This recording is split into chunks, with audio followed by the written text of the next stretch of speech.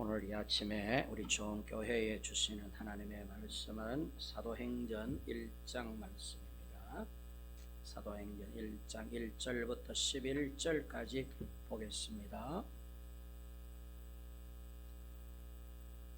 신약성경 387페이지 187페이지 사도행전 1장 1절부터 11절까지 우리 다 같이 한 목소리로 한번 읽겠습니다. 시작. 데오빌로여, 내가 먼저 쓴 글에는 무릇 예수께서 행하시며 가르치시기를 시작하심부터 그가 택하신 사도들에게 성령으로 명하시고 승천하신 날까지의 일을 기록하였노라. 그가 고난받으신 후에 또한 그들에게 확실한 많은 증거로 친히 살아계심을 나타내사 40일 동안 그들에게 보이시며 하나님의 나라의 일을 말씀하시니라. 사도와 함께 모이사 그들에게 분부하여 이르시되 예루살렘을 떠나지 말고 내게서 들은 바 아버지께서 약속하신 것을 기다리라. 요한은 물로 세례를 베풀었으나 너희는 몇 날이 못되어 성령으로 세례를 받으리라 하셨느니라. 그들이 모였을 때에 예수께 여쭈어 이르되 주께서 이스라엘 나라를 회복하심이 이때니까 하니 이르시되 때와 시기는 아버지께서 자기의 권한에 두셨으니 너희가 알 바 아니요 오직 성령이 너희에게 임하시면 너희가 권능을 받고 예루살렘과 온 유대와 사마리아와 땅끝까지 이르러 내 증인이 되리라 하시니라. 이 말씀을 하시고 그들에게 보현대 올려져 가시니 구름이 그를 가리어 보이지 않게 하더라. 올라가실 때에 제자들이 자세히 하늘을 쳐다보고 있는데 흰옷 입은 두 사람이 그들 곁에 서서 이르되 갈릴리 사람들아 어찌하여 서서 하늘을 쳐다보느냐. 너희 가운데서 하늘로 올려지신 이 예수는 하늘로 가심을 본 그대로 오시리라 하였느니라. 아멘. 우리 한번 따라합니다. 반복을 중단하며 죽습니다. 신앙은 반복하는 것입니다.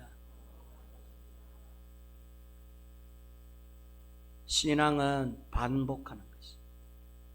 똑같은 것을 오늘도 어제도 내일도 계속해서 반복하는 게 믿음입니다.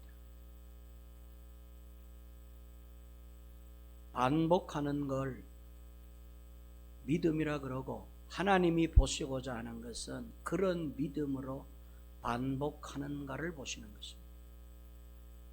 여리고성을 몇 바퀴 돌았느냐를 보는 게 아니에요. 하나님이 돌라 하신 그 횟수대로 여전한 방식, 전의 방식, 어제의 방식 그대로 오늘도 도는가. 이는 곧 하나님을 향한 신뢰와 믿음을 표현하는 행동들이기 때문에 하나님은 그거 보고자 하는 거예요. 성을 한 바퀴씩 돌되 6일 동안 그리하고 7일째에는 7바퀴를 돌아라. 13바퀴 돌았나 안 돌았나 그거 보는 거 아니에요. 14바퀴를 돌아도 15바퀴 20바퀴를 돌아도 믿음이 담겨져 있지 않고 하나님을 신뢰하는 마음으로 돌지 않으면 헛것이 되는 것입니다. 5바퀴를 돌아도 믿음을 갖고 돌면은 하나님이 그거 다 칭찬하시고 축복하는 거예요. 문제는 뭐냐 하면 반복하는 것인데 생각보다 교인들은 새로운 것을 원합니다. 하나님께 늘 새로운 걸 달라고 그럽니다. 지난 주일날 받은 거 말고 오늘은 좀 새로운 걸 주세요. 다음 주일날 되면 또 새로운 걸 주세요. 하나님은 예전의 것을 믿음으로 반복하라 그러는데 우리는 반복들 싫어하시고 늘 새로운 것, 특별한 것만 달라고. 그건 어린아이들이 하는 짓입니다. 어린아이들은 실증을 잘 내기 때문에 늘 새로운 걸 달라 그럽니다. 요거 손에 잡았다가도 왼손에 딴 거 쥐어주면 오른손 걸 떠버리고 왼손 걸 좋아하고 어린아이들이 하는 짓. 그러나 어른들은, 성숙한 사람들은 여러분 한 번 잡은 것을 실증 내지 않습니다. 그것이 못 쓸 때까지 사용을 하는 것입니다. 손에 익은 대로 그래서 신앙과 믿음은 반복하는 거예요. 기독교 신앙은 특히 반복입니다. 계속해서 반복. 여러분, 예수님께서 물로 포도주를 만들 때 6 돌 항아리에다가 물통 몇 번 갖다 부었느냐? 24번을 갖다 부었습니다. 계속해서 갖다 부었습니다. 그래갖고 6 항아리를 채웁니다. 엘리야가 갈멜산에서 바알을 섬기는 선지자들과 진짜 하나님이 누구시냐를 가릴 때에 그 3년 6개월 동안 메말라버린 그 땅덩어리에 제단을 쌓고 제단에다가 물을 몇 통 부으라 하느냐면 24통을 부으라 그럽니다. 붓고 또 붓고 또 붓고 또 붓고 반복인 것입니다. 6 항아리에 물을 가득히 채울 만큼 예수님은 또 물 떠오너라, 또 물 떠오너라, 또 물. 여러분, 항아리에 물 채우는데 얼마나 많은 여러분 물바게스가 필요했겠어요. 계속 부으라는 것입니다. 똑같은 물을 갖다가 6 항아리에 가득 찰 때까지 붓고 또 붓고 반복인 것입니다. 신앙과 믿음은 뭐냐? 반복하는 행위예요. 반복을 잘 하는 게 믿음인 것입니다. 예배도 계속 반복하는 거예요. 여러분, 지난주 예배, 오늘 예배 뭐가 다르겠습니까? 설교 내용만 달라요. 설교 내용도 들어보면 지난주 설교나 오늘 설교나 똑같아요. 그 설교가 그 설교예요. 우리는 도대체 뭘 기대하고 하나님 앞에 있습니까? 하나님이 원하는 것은 하나님에 대한 신뢰심을 갖고 똑같은 것을 계속해서 반복하는 겁니다. 지난주에 했던 예배를 오늘 또 드리고 다음 주일도 또 드리고, 이게 믿음인 것입니다. 수요 예배 반복하는 것입니다. 수요일날 오면은 뭐 특별히 응답받고 뭐 별난 일이 일어나고 안 그렇습니다. 수요 예배 똑같습니다. 찬송 부르고 기도하고 합심 기도하고 개인 기도하고 반복이에요. 새벽 기도에 반복입니다. 사도신경하고 찬송한곡 부르고 성경 통독하고 기도하고 돌아가는 거 반복이에요. 문제는 반복하는 그 나날들 속에 정말로 하나님을 신뢰하고 의지하는 믿음으로 하는가를 하나님께서 보시는 것이죠. 반복이 중단되면 죽는 것입니다. 기계도 여러분 계속 반복하는 게 기계예요. 똑같은 것을 반복하는데 반복을 중단하면 죽은 것입니다. 심장이 뛰는 걸 반복하다가 중단하면 죽은 것이고, 눈꺼풀도 끔뻑거리던 걸 반복하는 걸 눈 끔뻑 안 거리면 죽은 것입니다. 그러나 실적 내지 않고 지겨워하지 않고 똑같은 것을 계속해서 반복하도록 하나님이 이 창조 질서를 그렇게 만들어 놓으신 거예요. 24시간 만에 여러분 해가 돌아가지고 달이 되고 해가 되었다가 달이 되었다가 해가 되었다가 달이 떴다가 해가 떴다가 반복하는 것입니다. 창조 이래로 이는 반복되고 있습니다. 하나님 그거 지겨워하지 않습니다. 오히려 하나님은 반복되어야만 산다고 말씀하시죠. 반복을 중단하면 죽는다.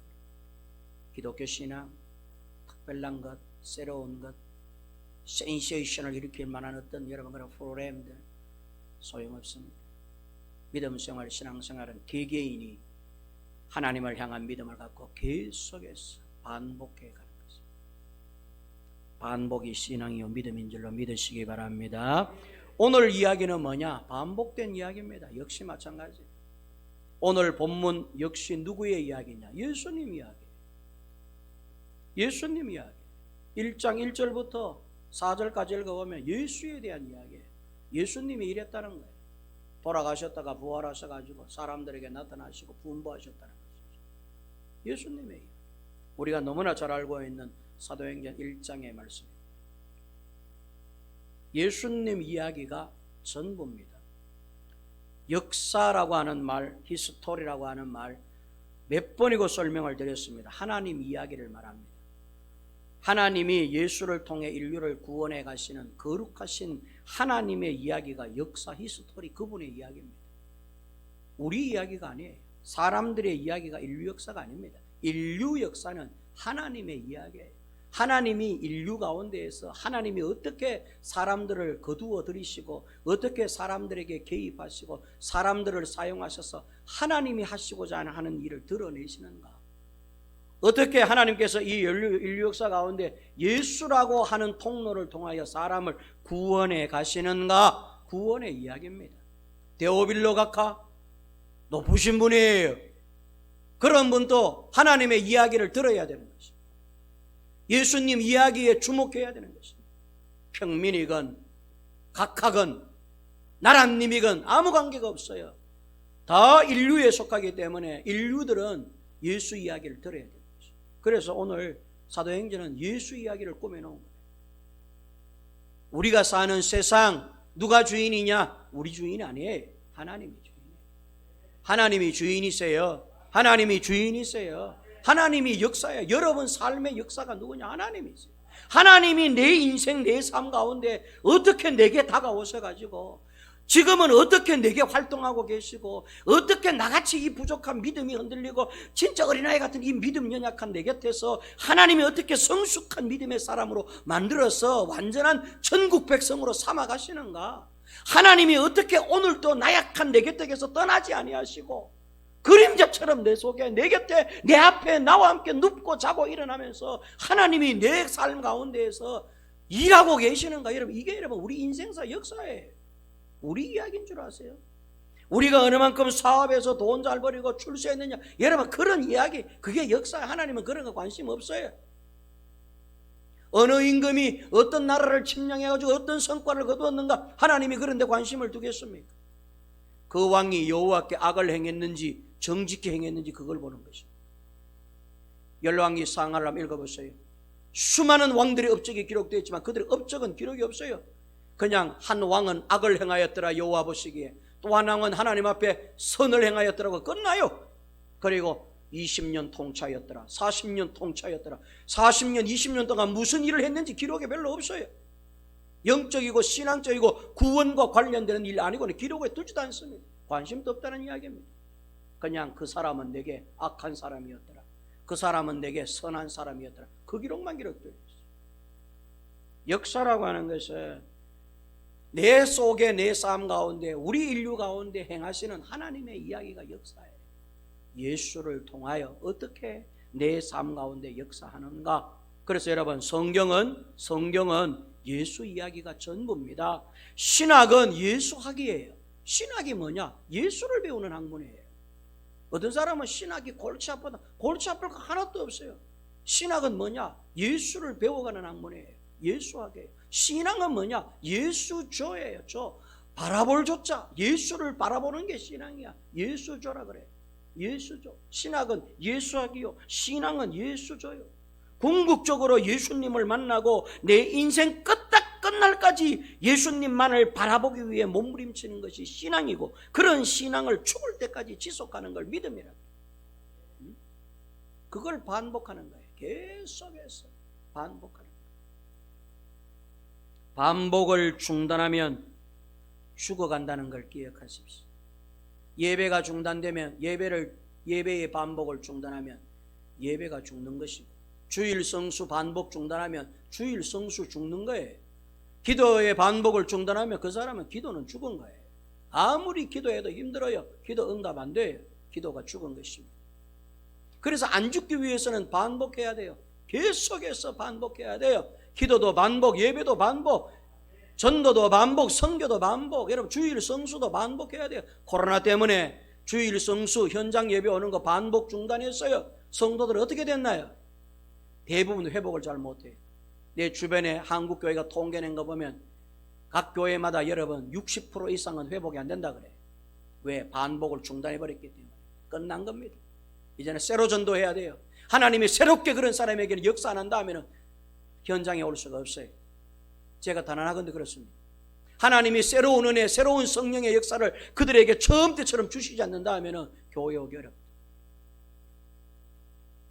예배 구경이나 하지요. 영상 예배 틀어가지고 필요할 때마다 말씀만 듣고 치우지. 그게 예배인 줄 알고. 여러분 영상 시청하는 겁니다.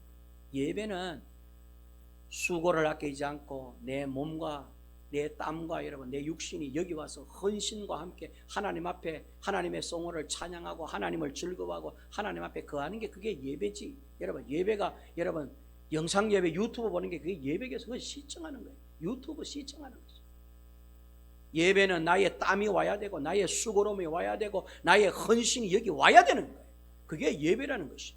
그래서 여러분 모세가 이스라엘 백성들을 데리고 기어이 광야로 나가려고 했던 거예요. 바로 왕이 뭐라 그래요? 뭐 그렇게 광야에 가서 제단을 쌓을 거냐, 여기서 드리라 그랬어요. 바로가 여러분들 예배를 막았습니까?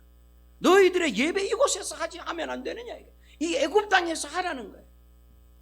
유튜브 시청을 하라는 것이죠. 그랬더니 모세가 어떻게 합니까? 안 됩니다. 우리는 기어이 나가야 되겠습니다. 바로가 묻기를 왜 그렇게 나가려고 그러니? 무엇 때문에 이 잘 먹고 잘 사는 백성들 데리고 나가려고 그러느냐 할 때 이유 딱 한 가지였어요. 광야에서 여호와께 제단을 쌓으려고, 예배드리기 위해서 나가야 되겠다는 거예요. 역동적으로 그들의 헌신과 수고로움이 광야에서 땀이 되어가지고 그들이 하나님 앞에 수고로움으로 하나님의 이름을 부르고 하나님의 역사와 은혜를 갈망하고 사모하고, 여러분 그게 예배인 것이죠. 현장으로 가야 되는 거예요. 다음 주일날 우리가 현장 예배 회복하려고 그럽니다. 그래서 제가 여러분들에게, 성도들에게 좀 제가 연락을 해요. 한 주간 동안 연락할 사람 다 연락해요. 여러분들도 하셔야 돼요. 귀찮아도 하셔야 돼요. 그들이 싫어해도 또 해야 돼요. 왜? 현장 예배에 와야 다시 반복이 다시 진행이 되고 살아나기 때문에 그래요. 그들의 죽은 주일 성수 반복할 수 있도록 우리가 함께 도와야 될 줄로 믿습니다. 자, 어쨌든 오늘 본문의 핵심 또한 예수님입니다. 여러분, 우리 기독교가요, 예수 처음 믿는 순간부터 이 예배당에서 한 40년 50년 신앙생활 하는데 40년 50년 동안 지겹게 들어야 될 말씀이 예수 이야기예요. 예수 이야기는 어제 듣고 오늘은 안 듣고 이런 부분이 아니에요. 교회가 들어야 될 이유는 예수를 통하여 세상을 구원하고자 하는 하나님의 이야기를 매일같이 들어야 돼요. 그거 안 되니까 기독교 종교 생활들 하는 것입니다. 교회에 와도 전부 사람 자랑하고 사람이나 드러내려고 그래요. 기독교의 핵심은 세상을 구원하시는 예수를 통한 하나님의 이야기인데 그 예수의 귀를 안 기울이고 뭐에 귀를 기울입니까?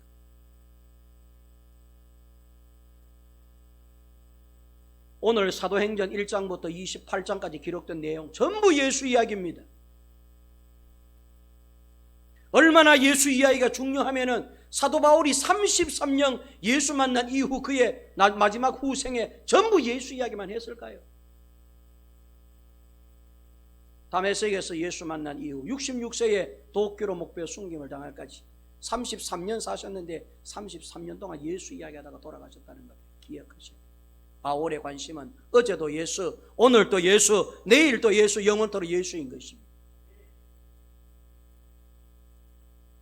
그런데 오늘 그 예수님이 뭐라 그러느냐 하면 오늘 여기 보니까 분부하여 가라사 4절 말씀에 보니까 분부하셨다 그래요. 사도와 함께 모이사 그들에게 분부하여 이르시되. 자, 우리 4절 말씀 한번 읽어볼까요? 여러분 펴신 성경책을 한번 읽어보세요. 사도와 함께 시작. 사도와 함께 모이사 그들에게 분부하여 이르시되. 자, 여기 분부하여라고 하는 이 단어가 바로 파랑켈로라고 하는 단어입니다.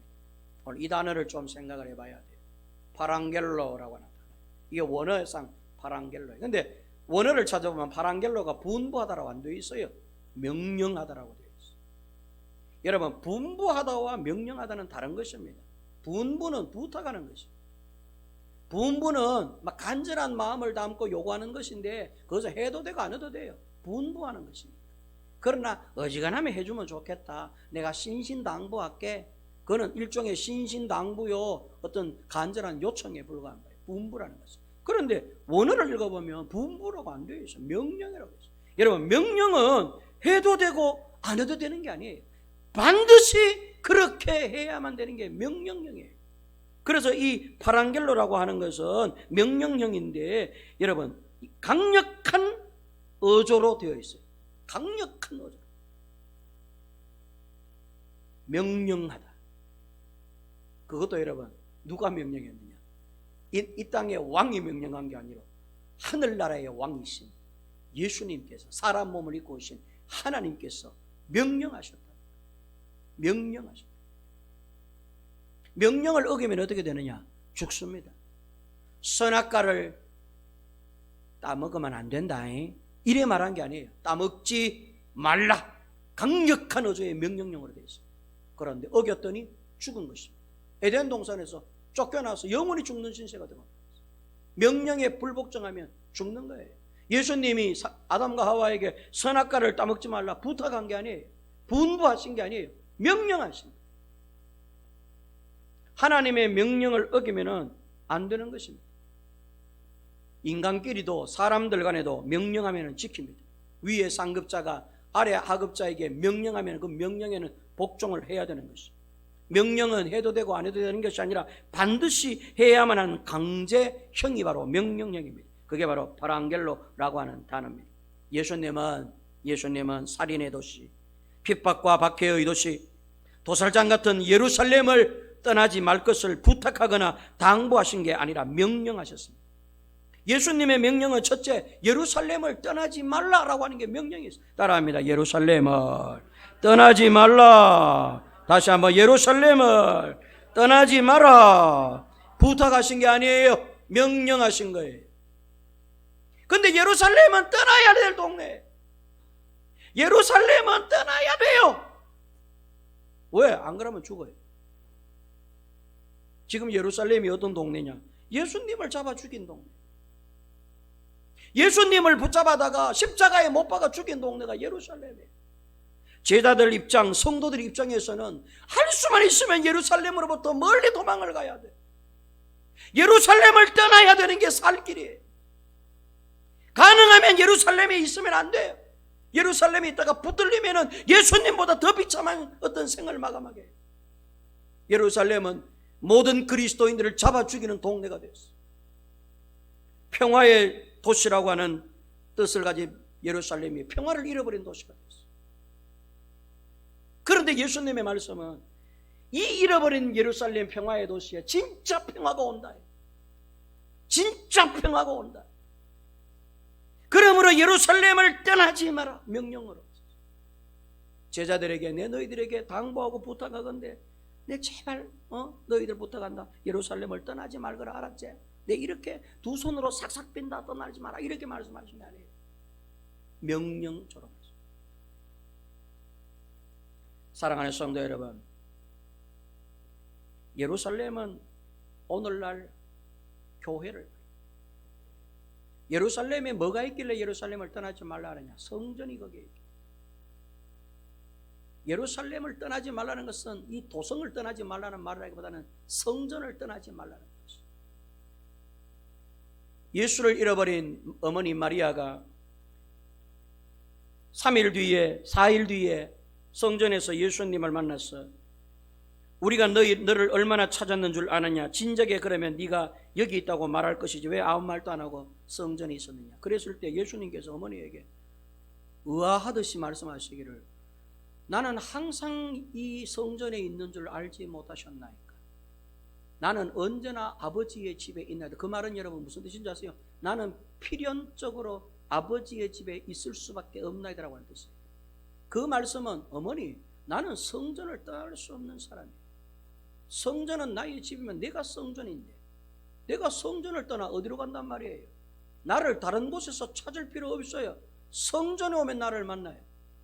이 성전은 내가 반드시 있어야 되고 꼭 있어야 되고 없어서는 안 돼. 있지 않으면 안 되는 필연적으로 거해야 될 아버지의 집입니다 라고 대답을 하셨어요. 이 말씀을 어머니가 기억해 두었다라고 기억합니다. 사랑하는 성도 여러분, 예수님이 예루살렘을 떠나지 말라라고 하는 것은 성전을 떠나지 마. 교회를 오늘날 이야기하면 교회를 떠나지 마라. 너희들 아무리 힘들어도 로마가 와서 너희들을 핍박하고 이 로마의 미치광이가 너희들을 잡아가지고 오만 가지 핍박으로 너희를 못 살게 하고 죽음에 이르게 할지라도 그런 열악한 성경, 그런 어떤 절박한 환경이 처한다 할지라도 그런 다급한 핍박의 시대가 온다 할지라도 예루살렘을 떠나지 마. 코로나19와 같은 여러분 철폐를 맞으니까 예배당 다 떠나버렸어요.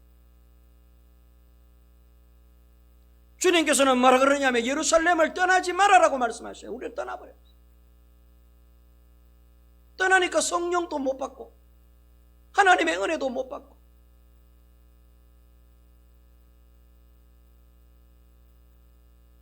예수님은 예루살렘을 떠나지 마라. 이 예루살렘이 지금 여러분 평화의 도시가 아닙니다. 사람 잡아 죽이는 도시예요. 하나님의 아들을 잡아 죽인 것입니다. 하물며 제자들이겠습니까? 하물며 저 믿음 없는 연약한 그리스도인들, 초기 그리스도인들이겠습니까? 걸리면 죽는 것입니다. 살벌한 도시, 도살장 같은 예루살렘. 가능하면 예수님이 얘들아, 내가 이제는 내가 여기서 너희들을 대신하여 내가 채찍도 맞고 죽임을 당하였으니 너희는 할 수만 있으면 멀리 떠나라. 예루살렘 근처도 오지 마라. 오히려 그래야 안 되겠어요? 예수님께서 정말로 교인들을 생각하고 성도들을 생각하고 그들의 생명을 위협하는 일들을 주님께서 아신다면 오히려 초기 그리스도인들에게 예루살렘을 떠나라 해야 맞지 않습니까?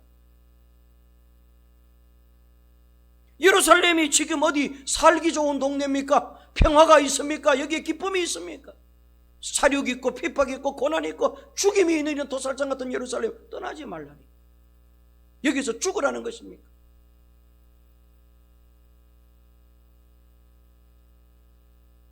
지금 현재의 예수님이 말씀하시는 이 예루살렘은 어쩌면 우리 코로나19와 같은 절대를 맞은 오늘날 우리들의 환경인지도 모르겠습니다. 가능하면 멀리 도망가거라. 떠나버려라. 너희들의 목숨을 유지하라. 예수님께서 초기 그리스도인들에게 그렇게 명령하셔야 될 듯도 한데 주님은 이상하시게도 예루살렘을 떠나지, 절대 떠나지. 두 번째 명령은 그냥 떠나지 말고, 떠나는 것이 예루살렘에 머무는 것이 아니라 성령을 기다려라. 그렇게 말씀합니다. 따라합니다. 성령을 기다려라. 여기서 성령을 기다리다라고 하는 말은 기다리게 하신 이에 대한 무한한 신뢰와 믿음을 말하는 것입니다. 다시 말해서 사모함으로 기다리라는 것입니다. 그분을 사모함으로 기다리라는 것입니다. 내가 너희들에게 말했지 않느냐? 성령을 보내요. 하나님의 거룩한 영, 내 속에 나에게 역사했던 영, 내가 33년 동안 이 땅에 머물면서 내 안에서 내 속에서 나를 사용하시고 나를 인도하시고 나를 이렇게 거룩하게 지금 여기까지 이끌어 오신 이 영, 이 성령이 보혜사로 너희들 가운데 오실 것이니까 성령을 받을 수 있도록, 성령을 체험할 수 있도록, 성령을 경험할 수 있도록 예루살렘을 떠나지 말고 성령을 기다려라. 예루살렘을 떠나면 어떻게 되느냐? 성령 못 받아요. 성령은 예루살렘 도성한 마가의 다락방에 오시기 때문입니다. 마가의 다락방은 예루살렘 성 안에 있고 이 마가의 다락방이 바로 예루살렘 교회예요. 초대 모든 선교사들을 파송했던 초기 최초의 교회가 바로 이 마가의 다락방 교회. 이 교회가 예루살렘 교회라 그럽니다. 이 교회에서 바나바도 파송하고 사도 바울도 파송을 합니다. 마가의 다락방은 예루살렘 안에 있습니다. 성령은 어디 오시느냐? 교회에 오시는 것입니다. 마가의 다락방에 성령이 내려오시는데 예루살렘을 떠나지 말라는 것은 곧 예루살렘 성전, 곧 마가의 다락방 교회를 떠나지 말라는 것입니다. 교회를 떠나버리니까 어떻게 됩니까? 성령 없잖아요. 성령 못 받잖아요. 유튜브 영상 받으면서 여러분 솔직하게 성령 받습니까? 유튜브 영상 보면서 성령을 경험하십니까?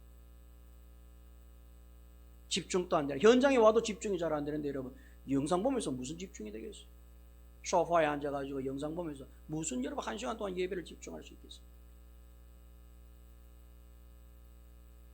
예수님은 예루살렘을 떠나지 말고 성령을 사모하며 기다리라는 것이, 성령이 오시면 너희들을 이기게 해주신다는 것이, 너희들의 이 주변 환경을 이기게 해주신다는 것입니다. 너희들의 힘으로는 못 이긴다는 거예요. 도망가도 도망갈 데가 없다는 겁니다. 도망간들 어디 가서 살 수 있겠느냐? 성령을 받아서 살아라. 성령을 받으면 고난도 이기고 예루살렘도 이기게 되는 줄로 믿습니다. 그래서 여러분 어떻습니까? 마가의 다락방에 정말로 성령이 임하셨는데 성령 받은 사람이 예루살렘을 이겼어요. 예루살렘에 남아있으면 죽을 줄 알았는데 예루살렘에 남아있었더니 진짜 예수님의 말대로 성령이 임하시니까, 성령을 받고 나니까 예루살렘을 이기는 교인들이죠.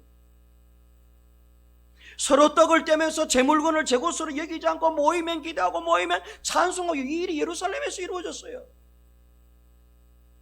그게 가능한 일이겠습니까?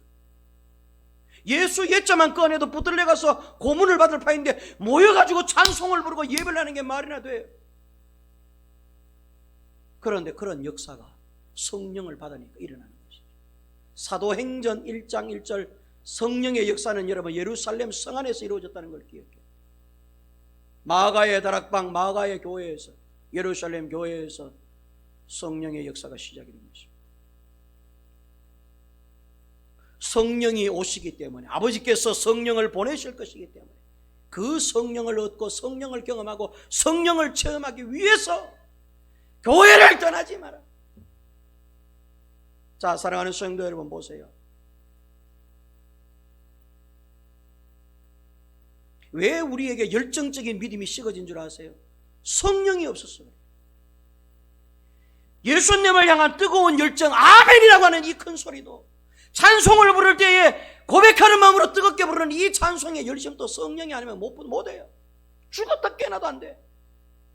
거기서 죽었다 깨나도 안 되는 걸 갖다 내가 이렇게 고함 지르는 것 자체도 이거 참은 내가 보다 아이러니한 행동. 성령을 받으셨다면 자동적으로 하나님 앞에 큰 소리로 아멘 할 것이고 열정이 있을 거예요, 우리의 신앙이. 근데 성령 체험이 없는 거야. 예루살렘 성 안에서 성령을 받아야 되는데 예루살렘 성 안에서 성령을 체험하지 못하니 이게 인간의 힘으로 아멘이 나옵니까?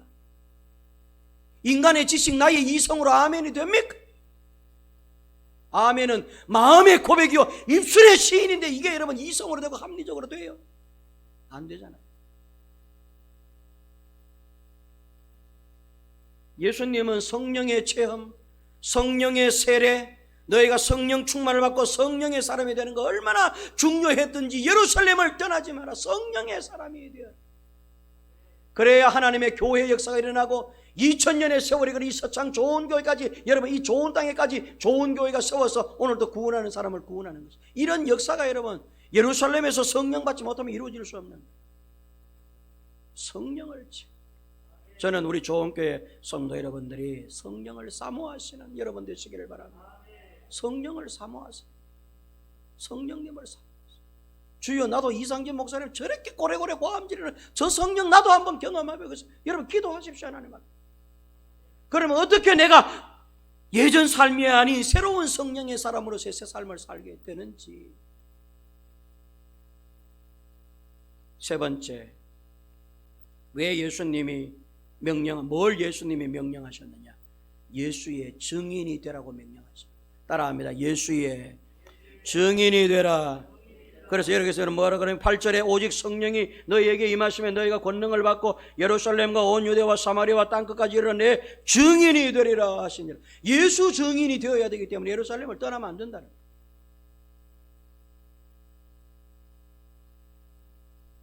예수님이 뭘 명령하셨느냐? 예루살렘을 떠나지 마라.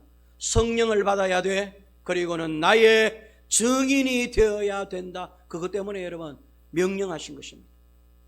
너희가 권능을 받고, 성령의 권능이라는 것은 권세와 능력을 말합니다. 성령 안에서 역사하는 하나님의 권세와 하나님의 능력을 말해요. 하나님은 성령을 통하여 일하시는 분이에요. 하나님은 성령을 통하여 예수 안에서 일하신 분이셨어요. 예수님이 33년 동안 일하신 거 예수님 힘으로 한 거 아니에요. 성령의 힘으로 하셨어요. 예수님 처음 공생의 사역 시작하실 때에 세례 요한에게 여러분 요단강에서 세례를 받을 때 성령이 비둘기같이 임하셔서 예수 위에 내리셨다고 하셨어요. 그때부터 성령의 인도하심을 받아 광야에 가서 40일 동안 시험을 받으셨어요. 그때부터 성령의 이끌리심을 받아서 무리를 걷기도 하시고 바람을 명하기도 하시고 죽은 자를 살려내기. 예수님의 3년 공생이 전부 성령의 사역이었어요. 예수라고 하는 모습으로 그 안에서 하나님의 영이신 성령께서 예수를 통하여 발을 이 땅에 붙이고 3년 동안 우리 가운데, 이 역사 가운데 하나님이 직접 일하셨던 것이죠. 이제는 그 일을 마감하시기, 십자가와 부활로 마감하시고 승천하시면서 내가 이제는 하나님의 영으로 너희들 속에 있을 것이야. 이것을 성령이라 그래. 이름을 보혜사야.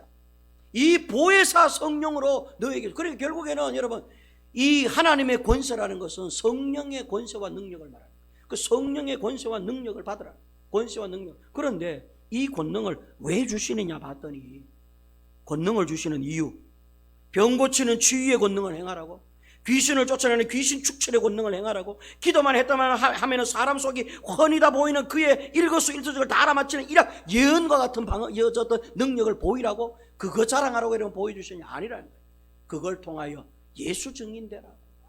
아멘입니까? 병자를 고치면서도 예수 증인되고, 귀신 쫓아내면서도 예수 증인되고, 너희가 그 속을 들여다보면서도 예수의 증인이 되라고 성령의 권능을 준다는 거예요. 성령의 권능을 받아 나의 증인이 되라, 예수의 증인이 되리라 라고 말씀하고 계시는 것이죠.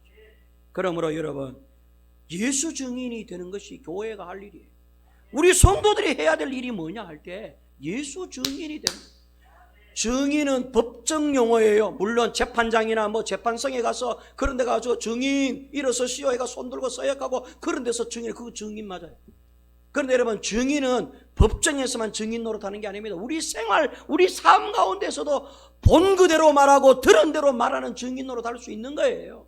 증인의 삶을 살라는 것이 재판석에 가서 증인들라는 말씀이 아니에요. 예수의 증인이 되리라. 이 말은 너희 삶 가운데, 너희의 실생활 가운데에 예수의 증인이 되라는 것이죠. 예수 증인이 뭐예요? 예수 만난 이야기하는 게 예수 증인이에요. 예수님의 음성 들은 걸 이야기하는 게 예수 증인이에요. 그거 말 안 하고 입 꼭 다물고 있는 건 증인이 아니에요. 증인은 시인하는 거예요. 증인은 말하는 거예요. 들은 대로, 본 대로 모든 회중들 앞에 다 들으라고 거기서 사실을 말하는 걸 증인이라고 그래. 증인의 삶을 살고 계십니다. 내 삶의 주변에 말이죠, 누구를 만나든지 어디 있든지 누구 앞에든지 어디서든지 기회만 되면 예수 말하고, 기회만 되면 내가 만난 예수, 내가 함께 살고 있는 그 예수, 내게 역사하는 그 예수, 내게 나를 경험케 하는 그 예수, 그 예수님을 이야기하는 것, 이게 증인이라는 거예요. 이건 누구나 할 수 있어요. 예수 믿는 사람은 누구나 해야 돼요. 손님에게도 해야 되고, 여러분 회사 여러분 같은 업종을 가진 여러분 직원에게도 이야기를 해야 되고, 다 이야기할 수 있어요. 그거 증인되게 하시려고 성령을 주신다는 것이죠. 성령을 받기 위해서는 예루살렘을 떠나지 말라는 거죠. 예루살렘을 떠나지 말고 성령을 받아라 라고 하는, 여러분 이 거창한 예수님의 명령이 무슨 세상을 짊어지고 거대한 일을 행하시기 위해서 그렇게 하시는 줄 알았는데, 그게 아니라 우리의 일상 가운데 예수의 증인의 삶을 살게 하기 위해서 성령을 주시려고 예루살렘을 떠나지 말라고 명령하고 계시는 것입니다. 마지막으로 네 번째 예수님의 명령은 일상으로 돌아가라는 것입니다. 일상으로 따라합니다. 일상으로 돌아가라. 예수님께서 승천하시면서 구름 위로 하늘 위로 싹 올라가는데 제자들이 입을 쫙 벌리고 멍하니 하늘을 쳐다보고 있으니 천사들이 와서 얘들아 뭘 그렇게 쳐다보고 있니? 돌아가라는 거예요. 너희들의 일상으로 돌아가라는 거예요. 갈릴리 사람들아 어찌하여 하늘을 쳐다보느냐? 너희 가운데 하늘에 올리신 예수는 하늘로 가심을 본 그대로 오시리라. 여기서 입 벌리고 쳐다보지 말고 너희들의 일상생활로 가서 본 그대로 증언하라는 거예요. 너희들의 일상생활로 돌아가서 예수의 증인의 삶을 살라고 천사들이 당부하는 것이.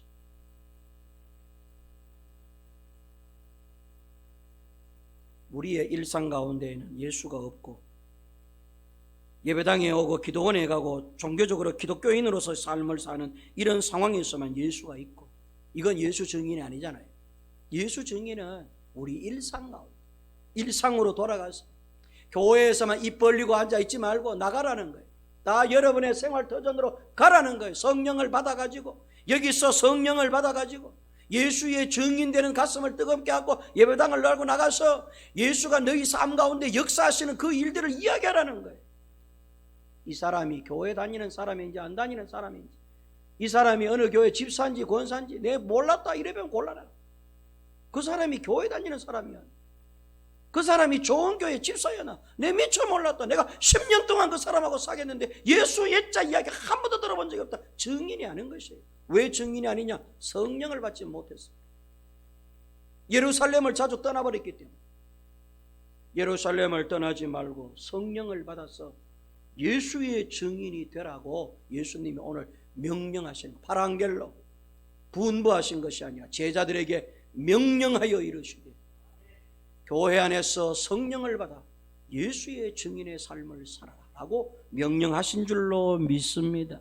오늘 이 아침에 사랑하는 좋은교회 성도 여러분, 우리가 뭘 증인해야 되겠어요? 내 남은 여생, 이제 여러분 삶은 얼마나 더 살겠어요? 누구 이야기하다가 죽어야 되겠어요? 뭘 이야기하다가 죽어야 되겠어? 내 생에 뭘 자랑하다가 죽어야 되겠어?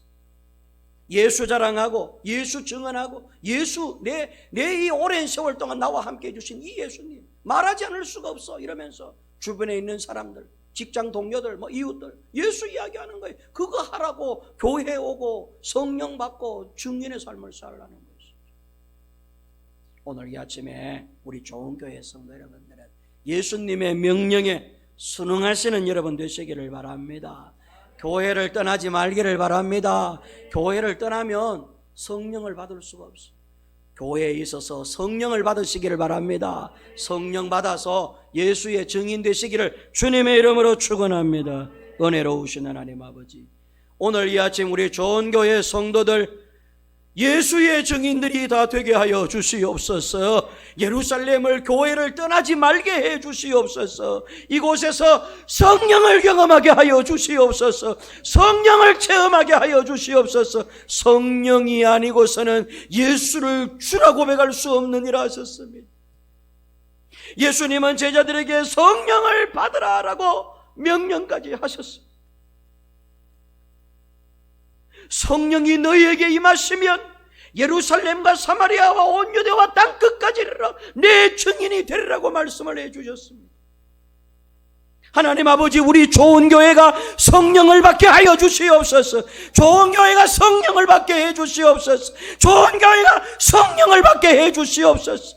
좋은 교회 성도들이 성령을 체험하게 하여 주시옵소서. 성령 세례를 받게 하여 주시옵소서. 그래서 성령의 사람들로서 성령의 증인, 예수의 증인의 삶을 사는 저들 모두가 되게 해 주옵소서. 예수님의 이름으로 기도하옵나이다. 아멘.